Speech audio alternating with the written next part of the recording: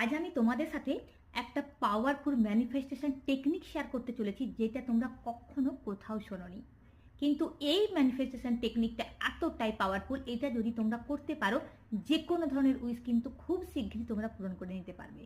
তো এর জন্য তোমাদের যেটা করতে হবে, তোমরা কি করবে, একটা সাদা পেপার নেবে। পেপারের উপর নীল কালারের পেন দিয়ে তোমরা তোমাদের যেটা উইশ আছে সেটা তোমরা কি করবে, প্রেজেন্ট টেন্সে লিখে দেবে। লিখে দেওয়ার পর তোমরা বাড়িতে যদি কোনো তোমাদের মিরার থাকে, ছোট মিরার হলেও চলবে, মিরারের ওপর তোমরা কি করবে, ওই পেপারটা রাখবে। রাখার পর তোমরা কাঁচের গ্লাসে 1 গ্লাস জল নিয়ে নেবে।